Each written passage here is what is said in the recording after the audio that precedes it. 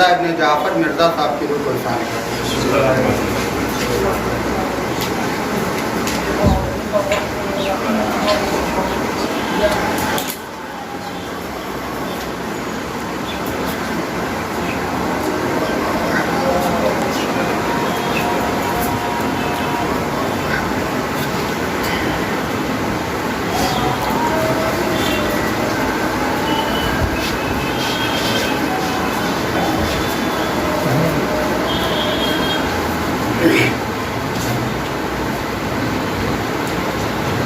فاتحہ۔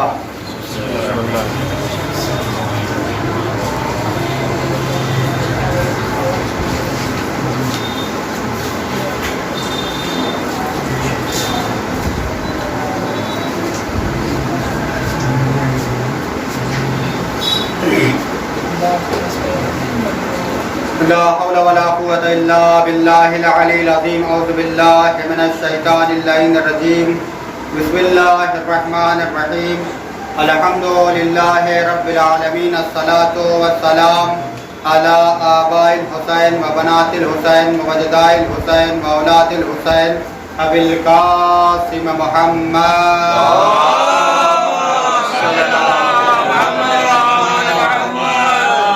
وعلى آل بيت الطيبين الطاهرين المعصومين المظلومين المنتخبين المنتجبين من يومنا هذا إلى قيام يوم الدين أما بعد فقد قال رسول الله صلى الله عليه وآله وسلم بسم الله الرحمن الرحيم فاطمة بضعة مني صلوات على محمد اللهم صل على محمد وآل محمد۔ پڑھنا تو کچھ اور تھا لیکن ذہن میں ایک بات آ گئی، اور وہ بات یہ ہے کہ آج جو دن ہے بہت ہی زیادہ دکھ دردی کا دن ہے۔ آج ہی کے دن 100 سال پہلے سعودیہ عربیہ نے جنت البقیع کی روضے مسمار کیا تھا۔ آج پورے 100 سال ہو گئے اور پڑھنا کچھ اور تھا لیکن اسی وجہ سے میں نے اس حدیث کو منتخب کیا ہے کہ جس میں رسول خدا نے فرمایا کہ فاطمہ تو بضعۃ منی، فاطمہ میرا جز ہے، فاطمہ میرا ٹکڑا ہے۔ جس نے فاطمہ کو اذیت دی اس نے مجھے اذیت دی، اور جس نے مجھے اذیت دی اس نے خدا کو اذیت دی، اور خدا کو اذیت دینے والا کافر ہوتا ہے، جہنمی ہوتا ہے، وہ جنت میں نہیں جا سکتا۔ تو عزیزان محترم دیکھیے ایک جملہ ہے اس حدیث میں کہ جس نے مجھے اذیت دی، جس نے فاطمہ کو اذیت دی اس نے مجھے اذیت دی۔ تو گویا جن لوگوں نے دور فاطمہ میں یا دور رسالت میں جناب فاطمہ زہرا سلام اللہ علیہ کو اذیت پہنچایا، اور کیا آج کے دور میں جب اہل بیت یہاں سے وہاں چلے گئے، شہزادی یہاں سے وہاں چلی گئی، لیکن عزیزان محترم ظالم ہمیشہ ان کی مظلومیت پر ظلم کر رہا ہے۔ پہلے اہل بیت خود سامنے موجود تھے تو ظلم اہل بیت پہ ہوتا تھا، لیکن جب اہل بیت دنیا سے چلے گئے ظاہری طور پر تو لوگوں نے اہل بیت سے مقابلے کے لیے اہل بیت کے مزارات کو گرانے کی تیاری کر لی۔ لوگ یہ سمجھتے ہیں کہ اہل بیت کو ہم مٹا دیں گے، اہل بیت کو ختم کر دیں گے، اہل بیت کا نام دنیا سے مٹا دیں گے، لیکن یاد رہے کہ جس کی عظمت، جس کی فضیلت، جس کے نام کو اللہ باقی رکھنا چاہتا ہے اس کے نام کو دنیا والے نہیں مٹا سکتے، اس کے نام کو ظالم نہیں مٹا سکتا۔ اس لیے دیکھیے بات آ رہی ہے جنت البقیع کو جس نے مسمار کیا تھا وہ سعودیہ عربیہ کا بادشاہ تھا۔ عزیزان محترم دیکھیے دو چیزیں بہت اہم ہیں، ایک ہے مکہ اور ایک ہے مدینہ. مکے میں اللہ کا گھر ہے, مدینے میں رسول کا مزار ہے. دونوں اپنے اندر ایک الگ مقام رکھتا ہے. اللہ کا گھر, اس میں بھی فضیلت علی ابن ابی طالب علیہ السلام کی وجہ سے ملی. مدینے کو فضیلت رسول خدا کی وجہ سے ملی, اس لیے کہ مدینے میں رسول خدا کے مزار ہیں. مکے میں اللہ کا گھر ہے. اللہ کے گھر کو پاک کس نے کیا؟ اللہ کے گھر کو پاک اس نے کیا جو زمین پر آیا تو سب سے پہلے آسمانی کتابوں کا مطالعہ کیا. اس نے اللہ کے گھر کو پاک کیا. آپ لوگ جانتے ہیں, تاریخ بتاتی ہے کہ مولا علی علیہ السلام کی ولادت خانہ کعبہ میں ہوئی تھی. جب خانہ کعبہ میں ولادت ہوئی تو اس وقت خانہ کعبہ میں بت موجود تھے. پہلے وہاں پہ کافروں کے خدا رہتے تھے. اللہ کے گھر میں کافروں کے خدا رہتے تھے. خانہ کعبہ جہاں پہ مولا علی علیہ السلام کی ولادت ہو رہی ہے, یہ اللہ کا گھر ہے. مگر یہاں پہ رہتا کون تھا؟ کافروں کے خدا. کافروں کے خدا رہتے تھے. تو عزیزان محترم, اللہ نے اپنے گھر میں کافروں کے بنائے ہوئے خدا سے مقابلہ کرنے کے لیے اللہ نے اپنے جیسا ایک ایسا بشر بنایا کہ جیسے ہی علی کی ولادت ہو تو تمام کے تمام بنائے ہوئے خدا اپنے آپ کے اندر اور منہ کے بل زمین پر گرے. کس لیے زمین پر گرے؟ کیونکہ آنے والا کوئی عام نہیں ہے بلکہ وجہ اللہ ہے. صلوات پڑھے محمد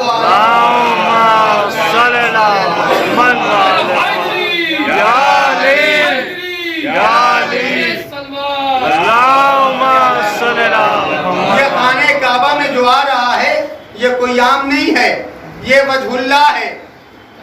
اللہ کا چہرہ ہے. اللہ نے اپنا ہاتھ علی کو کہا. اللہ کا ہاتھ, علی کا ہاتھ, اللہ کا ہاتھ. علی کی زبان, اللہ کی زبان. علی کا چہرہ, اللہ کا چہرہ. یہ تمام چیزیں پائی جاتی ہیں. مگر اللہ کا گھر اس وقت بتوں سے بھرا ہوا تھا. لیکن تب بھی دیکھیے, ایک جملہ کہہ دوں, تب بھی اللہ کے گھر میں جب بت پڑے تھے تب بھی لوگ اللہ کے گھر کا طواف کرنے کے لیے جاتے تھے. اللہ کے گھر کا طواف کرنے کے لیے جاتے تھے. سب جانتے تھے کہ اللہ کا گھر, اللہ کا گھر ہے, اللہ کا گھر ہے. مشکلیں آسان کروانی ہوتی تھی تو لوگ خانہ خدا کے پاس جاتے تھے. سب سے بڑی دلیل فاطمہ بنت اسد نے دی ہے. اللہ اکبر. سب سے بڑی دلیل جناب فاطمہ بنت اسد نے دی. وہ کون سی دلیل ہے؟ وہ دلیل یہی ہے کہ جب بطن مادر میں مولا علی علیہ السلام ہیں, جناب فاطمہ بنت اسد کو احساس ہوا کہ میری مشکلیں آسان ہونے والی ہے, تو فاطمہ بنت اسد اپنے گھر سے نکل کر اللہ کے گھر کی طرف گئیں. روایات بتاتی ہے کہ دیوار کے قریب پہنچی, دعائیں کرنے لگی, دعائیں کرنے لگی, مناجاتیں کرنے لگی. روایات یہ بھی بتاتی ہے کہ جیسے ہی فاطمہ بنت اسد دیوار کعبہ کے قریب پہنچی, پہنچنے کے بعد دعاؤں پہ دعائیں کر رہی ہیں, مناجاتوں پہ مناجاتیں کر رہی ہیں. اس کے بعد ایک جملہ کہا. وہ جملہ کون سا تھا؟ جملہ یہ تھا, اللہم انی اسألک بحق ھذا المولود. جناب فاطمہ بنت اسد کا جملہ آج بھی تاریخ کے وادیوں میں موجود ہے. جناب فاطمہ بنت اسد نے کہا, اللہم انی اسألک بحق ھذا المولود. پروردگار تجھے واسطہ ہے اس مولود کا جو میرے بطن میں ہے. اللہ اکبر, جو میرے بطن میں ہے. دیکھیے عزیزان محترم, جناب فاطمہ بنت اسد نے دعا کیسی کی ہے؟ تاریخ بتاتی ہے کہ جناب فاطمہ بنت اسد نے کہا کہ پروردگار تجھے اس مولود کا واسطہ میری مشکلوں کو آسان کر دے. اور مولود کسے کہتے ہیں؟ اب یہ بھی سن لیجئے، جو بچہ پیدا ہونے والا ہوتا ہے وہ مولود نہیں ہوتا، وہ ہوتا ہے جنین، جنم دینے والا، جنم لینے والا. اور جو بچہ پیدا ہو چکا ہو اسے کہتے ہیں مولود. اللہ اکبر. دیکھیے میں جہاں پہنچنا چاہتا ہوں کم سے کم آپ وہاں پہ پہنچیے. جناب فاطمہ بنت اسد نے جنین کا لفظ نہیں استعمال کیا، جناب فاطمہ بنت اسد نے کہا مولود. پروردگار تجھے اس مولود کا واسطہ میری مشکلوں کو آسان کر دے. اس کا مطلب ظاہری طور پر علی دنیا میں آ نہیں رہے ہیں، دنیا کو بنا رہے ہیں. سبحان اللہ. بڑے محمد اللہم صلی اللہ محمد والے محمد. مولا علی علیہ السلام ظاہری طور پر دنیا میں آ نہیں رہے ہیں بلکہ دنیا کو بنا رہے ہیں. جب یہ لفظ استعمال کیا، روایات بتاتی ہے کہ جہاں پہ کھڑی تھی وہیں سے دیوار کعبہ شک ہو گئی، مسکرانے لگی. یا جملہ بدلتا ہوں عزیزان محترم، کھلکھلا کے ہنسنے لگی دیوار کعبہ. اب جیسے ہی دیوار کعبہ ہنسی، ایک با کردار بی بی اللہ کے گھر میں داخل ہوئی. اب جب گھر میں داخل ہوئی 3 دن تک مسلسل فاطمہ بنت اسد خانہ خدا میں رہی. کوئی یہ نہیں بتا سکتا کہ فاطمہ بنت اسد کو جناب ابو طالب علیہ السلام روزانہ لے جا کر کھانا کھلایا کرتے تھے. 3 دن تک اللہ کے گھر میں علی کی ماں مہمان بن کر بیٹھی رہی. 3 دن تک کھانا آیا کہاں سے؟ ارے میرا دل تو یہی کہتا ہے کہ کھانا وہیں سے آیا جہاں سے بچہ آیا. صلوات پڑھے محمد والے صلی اللہ محمد والے محمد. کھانا وہیں سے آیا جس کے گھر سے بچہ آیا. اب عزیزان محترم دیکھیے 3 دن تک مسلسل فاطمہ بنت اسد خانہ کعبہ میں رہی. اب جیسے ہی واپس ہوئی، تاریخ آپ کے سامنے ہے، مسلسل اسی راستے سے جہاں سے گئی تھی. جب آئی تو منظر بدلا نہیں، منظر تبدیل نہیں ہوا کہ فاطمہ بنت اسد وہ گھرانہ جس گھرانے میں خانہ کعبہ کے متولی رہا کرتے تھے، خانہ کعبہ کے گھر کی چابی جناب ابو طالب علیہ السلام کے گھر پہ موجود تھی، مگر جناب ابو طالب علیہ السلام خود خانہ کعبہ کے دروازے کو نہیں کھول رہے ہیں. کیوں نہیں کھول رہے ہیں؟ کیونکہ اگر آج دروازہ کھل جائے گا تو سب کوئی یہی کہے گا کہ خانہ کعبہ کے دروازے کو جناب ابو طالب علیہ السلام نے کھولا تھا. اب اندر کا راز کیا ہے؟ لیکن عزیزان محترم مسئلہ پروردگار کیا ہے؟ اللہ نے جس انداز سے بلایا تھا اسی انداز سے اس نورانی چہرے کی زیارت بھی سب کو کرائی. 3 دن تک مسلسل رہے. جب واپس آئیں تو اب وہیں سے آئیں جہاں سے گئی تھی. لیکن عزیزان محترم دنیا نے اور تاریخ نے عجیب منظر بھی دیکھا کہ جس دن سے ولادت ہوئی تھی 3 دن تک مسلسل ماں کی گود میں رہے، خانہ خدا میں رہے، خانہ کعبہ میں رہے، بتوں کے درمیان رہے، مگر آنکھیں نہیں کھولی. آنکھیں نہیں کھولی. مولا علی علیہ السلام نے ماں کے گود میں ہیں، خانہ خدا میں ہیں، بتوں کے درمیان ہیں، مگر آنکھ نہیں کھولی. تاریخ بتاتی ہے کہ آنکھ اسی وقت کھولی جب علی کو رسول کی زیارت ہوئی. سبحان اللہ. جب یہ دونوں نور آپس میں ملے تو آنکھیں کھلی. اب جیسے ہی آنکھیں کھلی تو تاریخ کا جملہ ہے، آپ لوگ سنتے رہتے ہیں کہ مولا علی علیہ السلام نے فوراً ہی کہا یا نبی خدا، یا نبی خدا، اگر آپ کہیں تو میں توریت بھی سناؤں، زبور بھی سناؤں، انجیل بھی سناؤں، قرآن بھی سناؤں۔ روایات بتاتی ہے کہ 16 رجب تھی، رجب کا مہینہ بھی گزر گیا ہے آپ کے سامنے، 16 رجب کو رسول خدا کے ہاتھوں پر مولا علی علیہ السلام نے چار آسمانی کتابوں کو مطالعہ کیا تھا اور مطالعہ کر کے بتایا تھا کہ یا نبی خدا آپ بتائیے کہ میری توریت کیسی ہے، میری زبور کیسی ہے، میری انجیل کیسی ہے، میرا قرآن کیسا ہے۔ تو وہیں پہ رسول خدا نے کہا تھا اے علی، آپ نے توریت کو صاحب توریت سے بہتر سنایا، آپ نے زبور کو صاحب زبور سے بہتر سنایا، آپ نے انجیل کو صاحب انجیل سے بہتر سنایا، مگر جیسے ہی قرآن کی بات آئی تو رسول خدا نے کہا اے علی، قرآن آپ نے مجھ جیسا سنایا، سبحان اللہ، قرآن آپ نے مجھ جیسا سنایا۔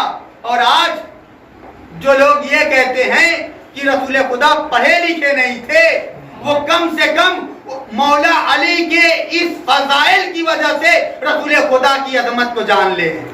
سبحان اللہ، رسول خدا نے کہا تھا کہ اے علی، قرآن آپ نے مجھ جیسا سنایا ہے۔ تو دیکھیے عزیزان محترم، بات کہاں سے کہاں چلی گئی۔ بات ہو رہی تھی کہ مسمار کی یہ فضائل دو چیزیں ہیں، ایک سعودیہ عربیہ نے جنت البقیع کو مسمار کیا اور ایک نے مسمار تو نہیں ہوا مگر فضائل کی وجہ سے دیوار کعبہ نے راستہ دے دیا تھا۔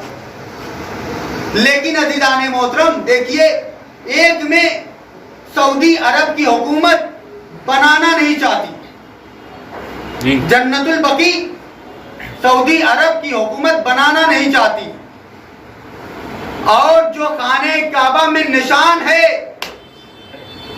اس کو مٹانا چاہتی ہے۔ دو چیزیں ہیں، دونوں سعودی عرب میں پایا جاتا ہے، ایک بنانا نہیں چاہتی اور ایک مٹانا چاہتی ہے۔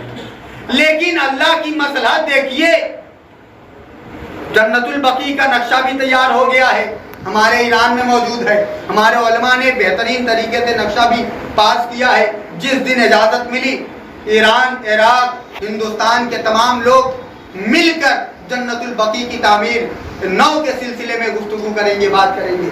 مگر عزیزان محترم، ایک وہ نشان جس کو مٹانا چاہتی ہے، لیکن آج بھی دنیا اور سعودی عرب کی حکومت اس نشان کو نہیں مٹا سکی۔ کون سا نشان؟ وہی نشان جس کے لیے دیوار کعبہ نے مسکرایا تھا، وہ نشان، وہ نام اور وہ نشان جس کے آنے پر خانہ کعبہ نے راستہ بنا دیا تھا۔ آج بھی روایات بتاتی ہے کہ ایک مرتبہ وہ نشان کا سلسلہ سنیے گا، ایک مرتبہ سعودی عرب کی حکومت نے برطانیہ کی یونیورسٹی سے کچھ انجینئر سے بلائے، کس لیے؟ دیکھیے، ایک جگہ بنانا نہیں چاہتی، ایک جگہ مٹانا چاہتی ہے۔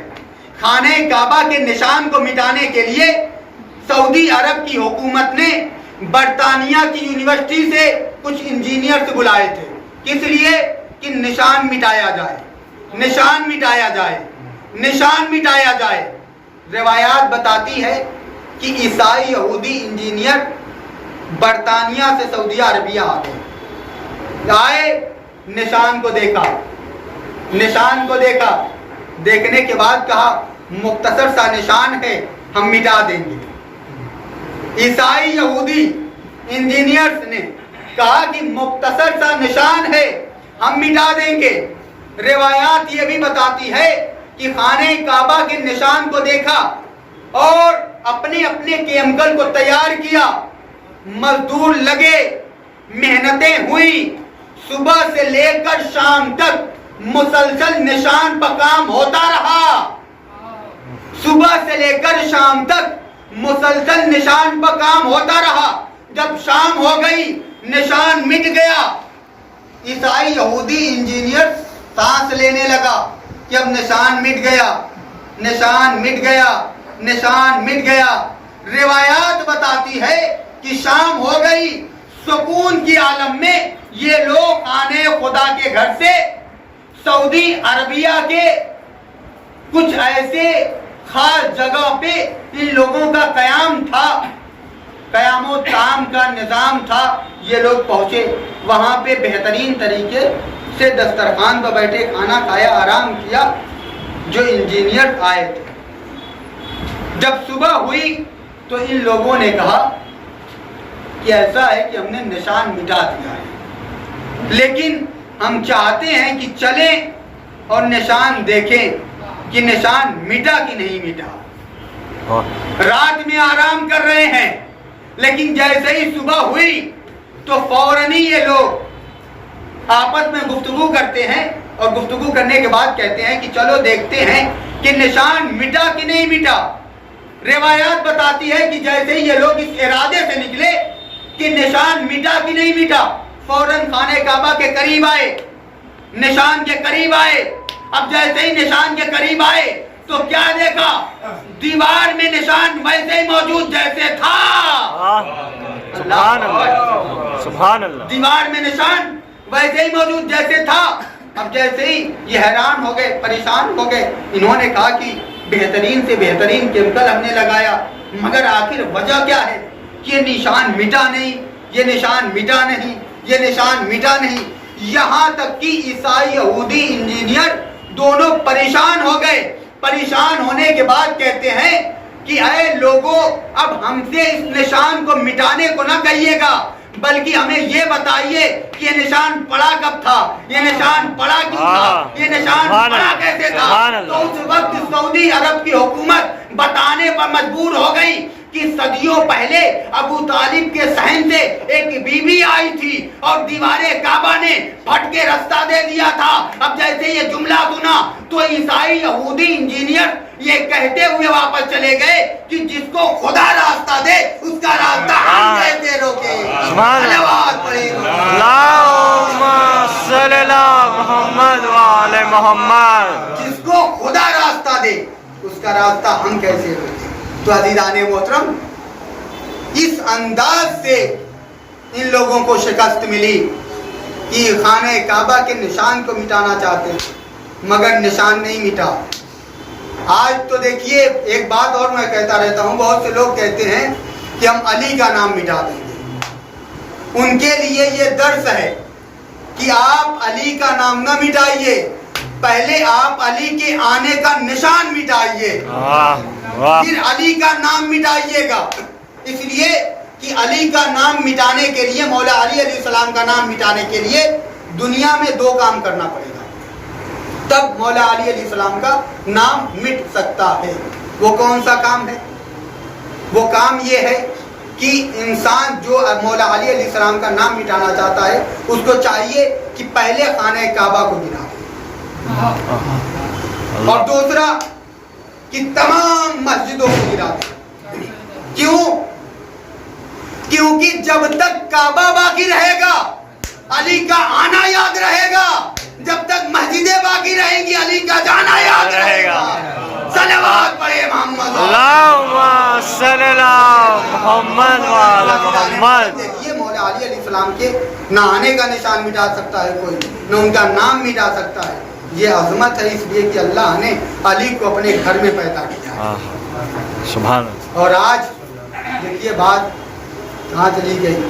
جنت البقیع ایک مکے میں ہے، جنت البقیع خانہ خدا مکے میں ہے اور مدینے میں جنت البقیع. لیکن عزیزان محترم، جہاں پہ جنت البقیع ہے، جہاں پہ شہزادی کا روضہ ہے، اسی کے بالکل سامنے شہزادی کے بابا کا مزار ہے.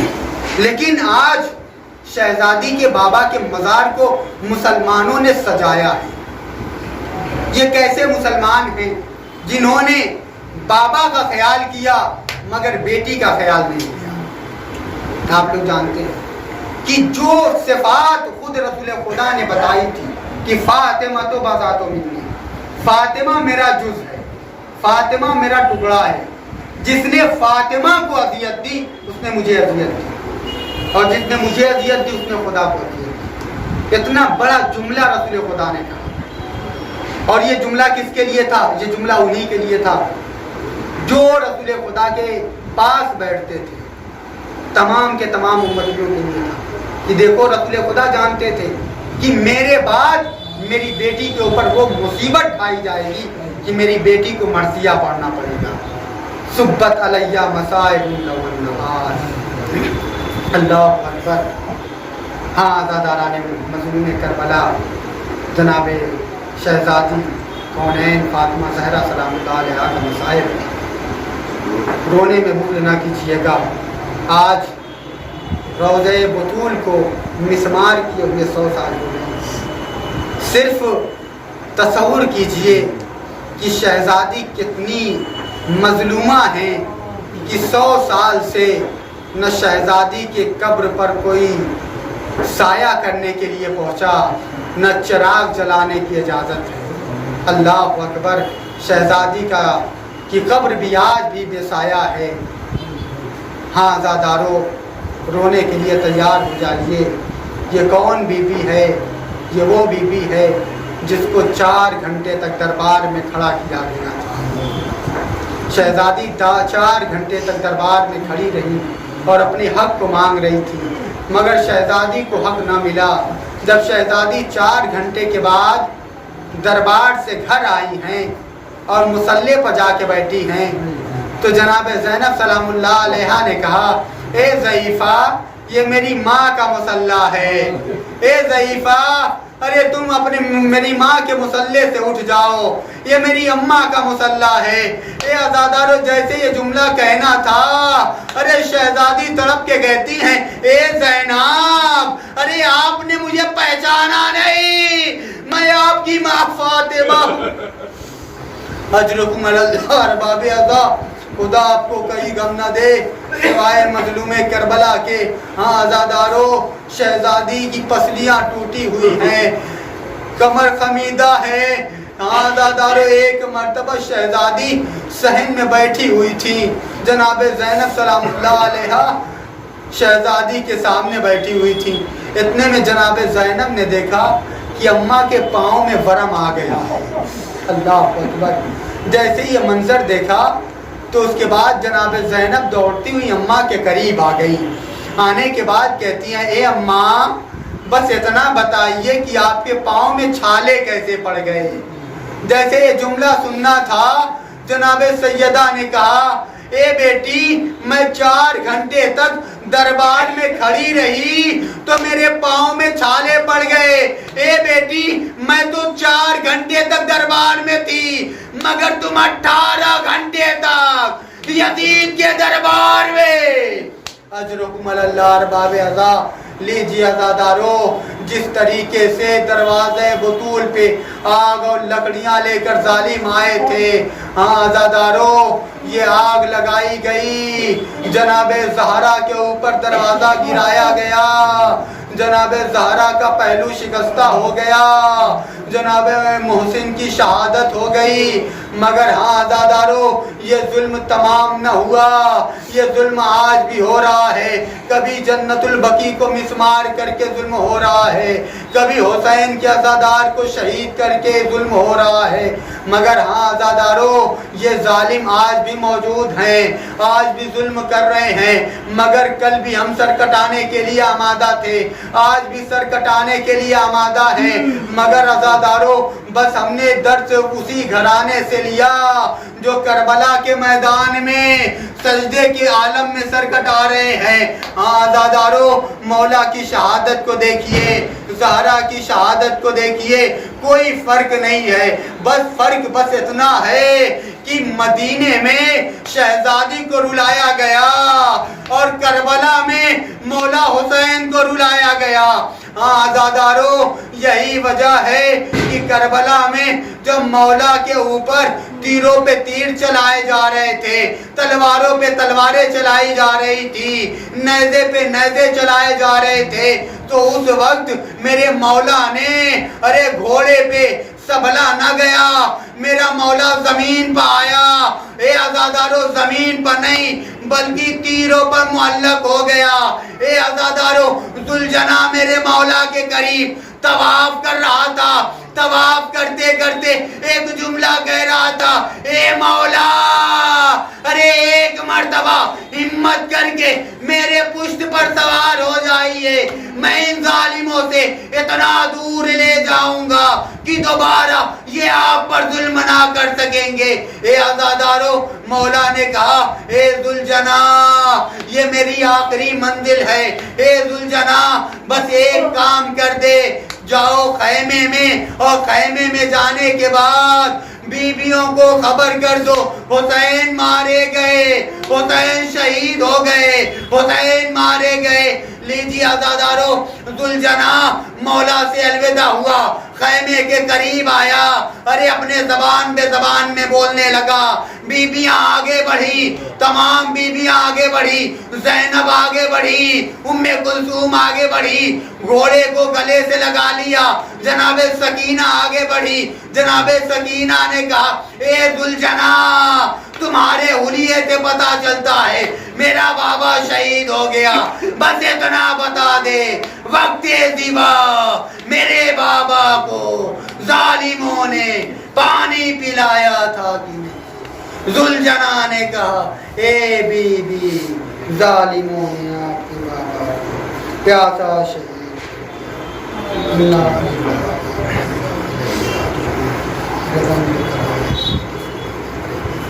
حضرات